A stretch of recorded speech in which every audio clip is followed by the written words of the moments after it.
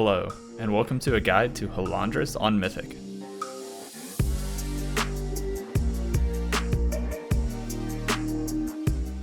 With Halondrus shaping up to be a mid-tier wall, I thought I'd put together a guide highlighting some of the common pitfalls, as well as the strategy we use to kill the boss. This fight is all about personal responsibility and consistency.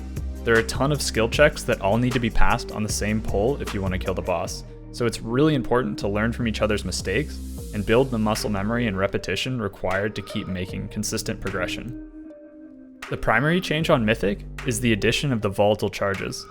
They can be summed up as a sort of hot potato minigame you have to play where picking up and putting them down resets the timer, but if any timer expires, it will instantly wipe your group. Just like Heroic, the fight takes place across 3 rooms. You'll get 3 bombs in phase 1 and have to juggle them to the phase 2 room where you'll get 3 more bombs. From here, you'll have to take all 6 bombs to the final room to kill the boss. To pick up a bomb, you just have to walk over it. This will reset the timer and allow you to move it around. To drop it, you just have to press your extra action button, which also leaves a debuff that prevents you from picking up the bomb for another 16 seconds. This means, in a 2-player rotation, the bomb timer only needs to average a little over halfway for your partner to be able to pick it up in time. In most situations, you're better off not being greedy with the timer, as an early pickup costs a battle res, whereas a late pickup causes a wipe. Whenever I need to interact with the bomb, I like to think of it in terms of my rotation and how many globals I have before I need to make an action. So rather than trying to always track the bomb and its timer, when I see a bomb like this, I think to myself that I'm going to cast 3 more globals and then pick up the bomb. So the decision has already been made in advance, and I have an internal countdown based on my rotation. Additionally, you can use a weak aura that says who's next in your bomb order, and also makes auditory cues for when you need to pick up or set down. Now to walk through the fight. In phase 1, we position our raid with healers spread out across the room, bomb teams on the edge, with melee and tanks playing goalie around the boss. On Mythic, the planet cracker beams that circle the boss are far more deadly and will one-shot most players on contact. However, they spawn in the same locations and rotate in the same direction on every pull. Similar to Heroic, the tanks have to break the shielded balls with the beam, and it's the rest of the raid's responsibility not to stand near the shielded motes and move out of the way when the beam comes. In the first 2 phases, you'll also get the prism debuffs that you can use to slow the balls.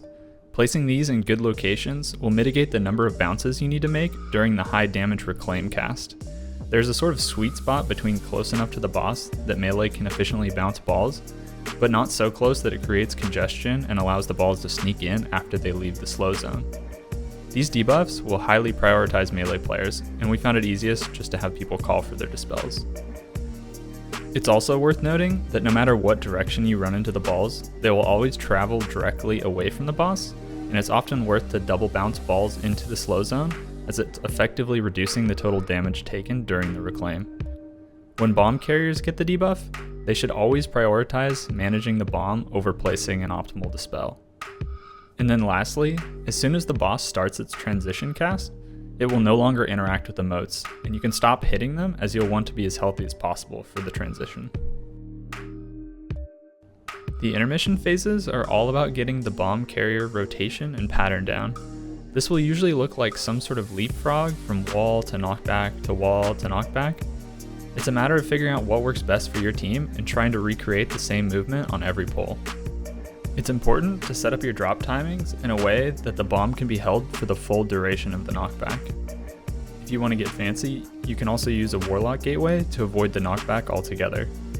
You're likely going to be doing this intermission a lot of times, so it's important to get it down like a choreographed dance. During the intermission, debuffs will continue going out, so healers should get a feel for where in Halondrus' path the debuffs go out so they can position in a way to dispel instantly. In phase 2, we put our raid in similar positions, with the majority of the bomb groups near the room exit. Here, the planet crackers all rotate in the same direction with a slight offset, which means you'll want to think ahead about your positioning, especially when overlapped with the missiles. You now have 12 people doing bomb mechanics, where a single mistake means a wipe for the entire raid. So doing mechanics should always take priority over doing maximum throughput. It's so much more important to start seeing the second intermission. You'll also probably want at least one player ready to back up any group in the event of a death. If you die, you should look to communicate which bomb group and where needs a backup so the pull can continue. The Phase 2 Reclaim is the highest sustained damage of the fight. Melee and tanks should be spread, bouncing 1 to 2 balls each away from the boss, and healers should optimize all their large CDs for this point, rather than saving them for the final phase. During the intermission, the boss will do Earthbreaker missiles at set times, so depending on your group's damage, it can be advantageous to stop DPS and make sure you're healthy before you start the final run. The second transition is by far the most deadly and difficult part of the fight, specifically between the first and second set of missiles. We used ERT and weak auras to assign markers to our bomb groups and did our best to run the intermission in lanes. The phase is quite hectic, so we used raid markers placed below recently dropped bombs to help keep track of whose bomb was whose, also allowing for easier backups in the event of a death. During the run, healers need to be ready to instantly dispel every set of debuffs that come out, and everyone should be ready to pop personals as necessary on the second set of missiles.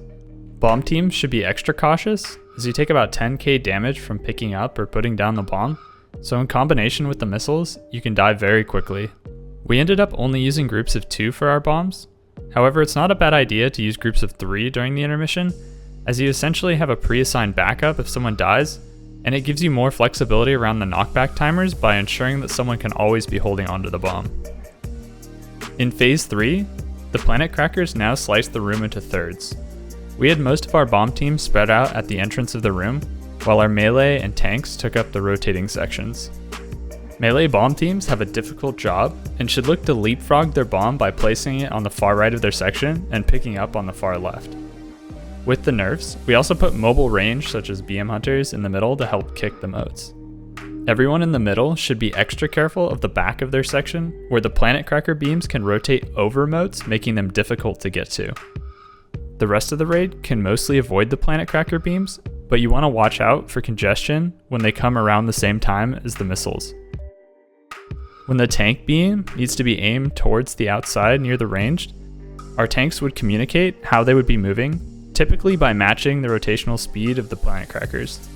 From here, it's all about being diligent and willing to sacrifice uptime to kick the moats until the boss falls over. And that about does it. Good luck defeating the crab.